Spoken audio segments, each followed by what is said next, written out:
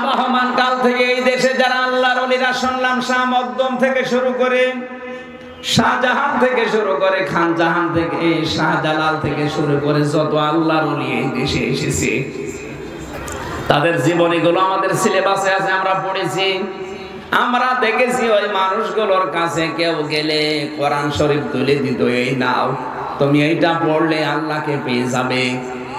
এখন তাদের উত্তরসূরি যারা দাবি করে, দেখবেন এই মানুষগুলোর কাছে গেলে আগে কোরআন তুলে দেয় না, আগে জিকির দেয়। কান খাড়া করে শোনেন সিরাজগঞ্জের মানুষেরা, এলাকায় যদি 50 জন পীর সাহেব থাকে, ওইটাই হক পীর, ওইটাই হক্কানি দরবার, সেখানে গেলে আগে কোরআন শরীফ তুলে দেয়। আর যেখানে গেলে শুধু হো হো, ওটা ভণ্ড। কারণ হো হো বলে কোনো জিকির নেই। কথা বলেন না কেন? এরা নাকি থানাতে, টিওন অফিসে, এসপি অফিসে আমার নামে চিঠি দিয়েছে যে আমরা আল্লাহর ওলি, আমরা পীর, আমাদের নামে উনি বলে। আরে আপনি কিসের পীর? আপনার দরবারেতে কোরআন থাকবে। শাহজালালের কাছে কেউ গেলে আগে কোরআন তুলে দিত। কথা বলেন না? এই যে শাহ মাকদুম এখানে যিনি পতাশিয়া এসে পোতা পুঁতেছিলেন, ইট নাকি গেড়েছিলেন, ওনার জীবনী পড়ে দেখেছে। আমি জানতাম না যে এই জেলায় সেটা। ওনার কাছে কেউ গেলে উনি কোরআন আগে তুলে দিত, এই নেন, এইটা পড়লে আল্লাহকে পেয়ে যাবেন। পরিষ্কার ভাষায় বলছি, বাংলাদেশে 48,000-এর উপরে এখন পীর। 48,000-এর ভেতরে হাতে গোনা কয়েকটা বাদ দিলে অধিকাংশ গুলোই ভণ্ডামিতে লিপ্ত। এমনকি কাফের পর্যন্ত হয়ে গেছে। সাতক্ষীরার খাজা মঈনুদ্দিন সিদ্দিকী নাম শোনেননি?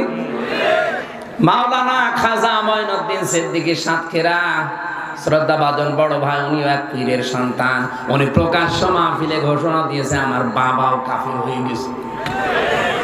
কারণ কাজ করে কুফরি, কথা বলে কুফরি।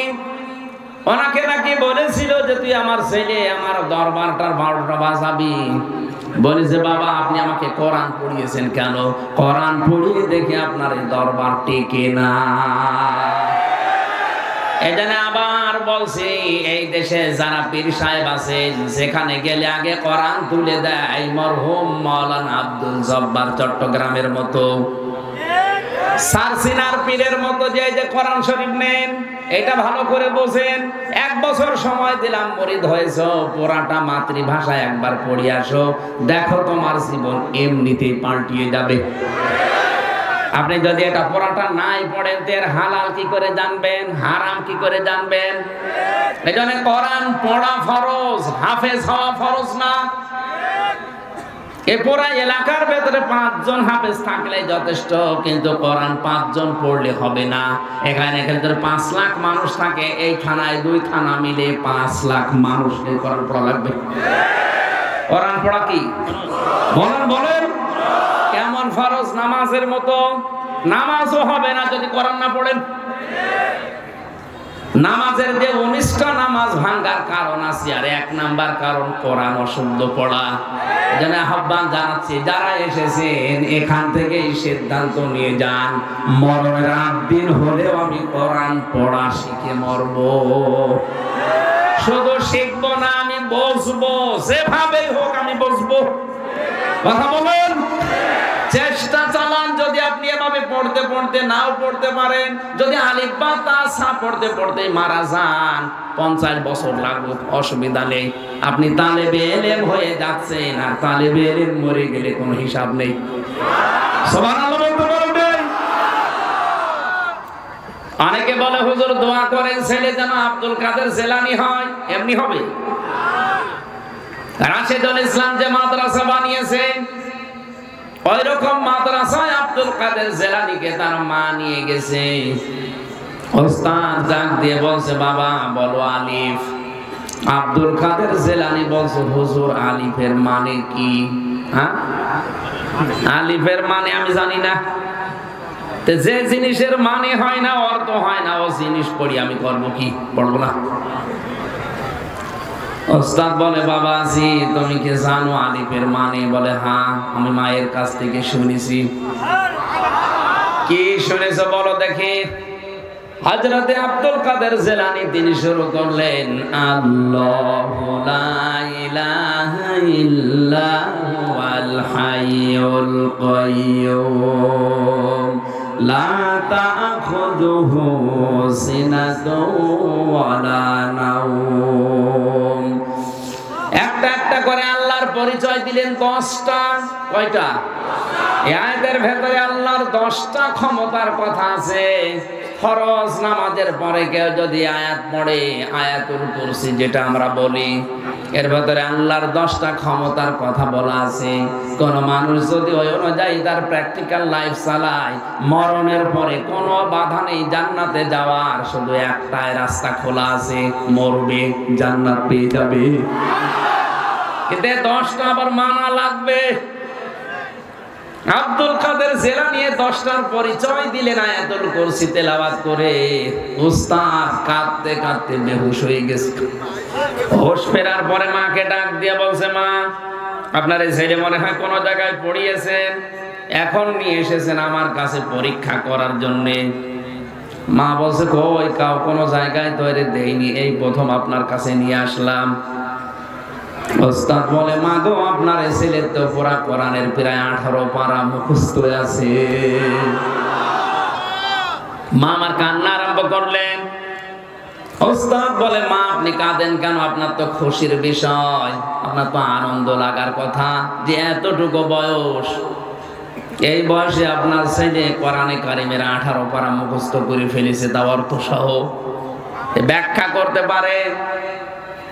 মা ডাক দিয়ে বলে ওস্তাদ আমার আফসোস লাগে এই কারণে, আমার এই সন্তানটা যখন পেটে ছিল প্রতিনিয়ত আমি কোরআনে কারিমের প্রায় 18 পারা পর্যন্ত পড়তাম।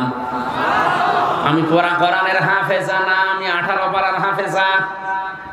আমি প্রতিনিয়ত কোরআন পড়েছি পেটে রাখা অবস্থায়। এ সন্তান জন্ম নেওয়ার পরে এর পাশে বসিয়ে বসিয়ে ফজর নামাজ পড়ি আমি কোরআন পড়তাম। ও শুয়ে শুয়ে আমার মুখের দিকে তাকিয়ে আমারে আব্দুল কাদের মুখ মিলাতো। আমার আফসোস হচ্ছে এই কারণে, আমি যদি আরেকটু কষ্ট করে আর 12 পারা পড়ে পুরা কোরআনটাই মুখস্থ করে প্রতিনিয়ত পড়তে পারতাম, আমার এই ছেলে আব্দুল কাদের এতটুকু বয়সে কোরআনের হাফেজ হয়ে যেত। আব্দুল কাদের জিলানী এমনি তৈরি হয়। এরপরেও তিনি মাকে মাঝে মাঝেই বলতেন মা তুমি সত্যি করে বলো দেখি আমাকে পেটে রাখা অবস্থায় কোনো হারাম কাজ করেছো নাকি? মা আশ্চর্য হয়ে বলে কি বলিস? বলে হ্যাঁ আমি বলতাম না, আমি যা পড়ি আমার মনে থাকতে চাই না, অবশ্যই তুমি আমাকে পেটে রাখা অবস্থায় কোনো হারাম কাজ করেছো। মা বলে বাবারে তোরে পেটে রাখা অবস্থায় কোনো হারাম কাজ করেছি বলে আমার মনে হয় না, তবে একটা কথা আমার মনে আছে, আমার পেটের ভেতরে তোর বয়স যখন 9 মাস। কয় মাস? ওই সময় আমি তোর নানির বাড়িতে ছিলাম। উঠানের উপরে আচার নাড়ি দেয়, শোকাতে দেয় রোদে, ওটা শোকাতে দিয়েছে কে জানো, আমি খেয়ে ফেলেছিলাম। কারণ সন্তান পেটে রাখা অবস্থায় মানুষের টকের দিকে ঝোঁক বেশি হয়। আমি হয়তো তুলে খেয়ে ফেলেছি, মনে করলাম তোর নানির। পরবর্তীতে খোঁজ নিলাম না, এটা পাশের বাড়ির একজন রোদে শোকাতে দিয়ে গেছে। বাবা আব্দুল কাদের, মানুষের জিনিস আমি না বলে খেয়েছি তোকে পেটে রাখা অবস্থায়, এই কারণেই মনে হয় তোর পড়া মনে থাকে না। সিরাজগঞ্জের মা বোনেরা, সন্তান পেটে রাখা অবস্থায় মানুষের জিনিস না বলে খেয়ে এই প্রভাব যদি সন্তানের মেধার উপরে পড়ে, এই কারণে যদি লেখাপড়া মনে থাকতে না চায়, আমাদেরকে যারা পেটে নিয়েছো কত কিছু না বলে খেয়ে তোমরা হজম করে ফেলো। আব্দুল কাদের জিলানী এমনি খালি দোয়া করলে আসবে, পেট ঠিক করা লাগবে। মেয়েদের এই কয়েক ইঞ্চি পেট, এটা অনেক দামি জায়গা। কত রকমের নজর ওই দিকে মানুষ দেয় উল্টা পাল্টা করে, আর মানুষের চোখের নজর বড় তীক্ষ্ণ, খুব খারাপ জিনিস এটা। অনেকেই হয়তো বলে হুজুর আমি ভালো নজরে তাকাই, এটা টাটকা শয়তান। তোমার নজর কত ভালো। বিশ্ব নবী মুহাম্মদ রাসূলুল্লাহ একদিন মসজিদে নববীতে নামাজে যাচ্ছিলেন, হঠাৎ করে একটা বেপরদা মহিলা তার সামনে পড়ে গেছে। তিনি মাথা নিচু করলেন, তাড়াতাড়ি করে বাড়িতে আসলেন। হযরতে সাউদা রাদিয়াল্লাহু তাআলা আনহাকে ডাক দিয়ে বললেন, কোথায় তুমি, এদিকে আসো। তার সাথে তিনি সংসার করার পরে হযরতে সাউদা বলে, হে রাসূল, আপনি তো মসজিদে যাচ্ছিলেন, হঠাৎ করে ফিরে আসলেন কোন কারণে? হযরতে সাউদা ডাক দিয়ে বলেছেন, নবীজি বলেন, আমি যখন যাচ্ছিলাম তখন একটা বেপরদা মহিলা আমার সামনে পড়ে গিয়েছিল। তাড়াতাড়ি করে মাথা নিচু করে চোখ বন্ধ করে আমি প্রায় চলে এসেছি। শয়তান আমারে ধোঁকায় ফেলে দিচ্ছিল। তাড়াতাড়ি করে চলে এসে আমার জায়েজ জায়গায় আমি জায়েজ কাজটা করেছি। বলেন তো, শয়তান যদি বিশ্ব নবী মুহাম্মদুর রাসূলুল্লাহকেও ধোঁকা দিতে পারে, আমাদের পারবে না? আপনার মন কি রাসূলুল্লাহর চাইতেও পবিত্র হয়ে গেছে? এখন ভণ্ডামি কথা কোথায় পান আপনি? বলে আমার মন পবিত্র আছে। আমি যে কথাটা বলার জন্য পর্যন্ত এসেছিলাম, শিরক এবং কুফরি যেন আমাদের জীবনে না থাকে, তাহলে জাহান্নামে একবার গেলে আর বের হতে পারবেন না। সুতরাং কোরআনে কারীম আমাদের এই মুহূর্তে থেকে পড়া দরকার। যেমন তেমন ভাবে না, আব্দুল কাদের জিলানীর মতো বুঝে বুঝে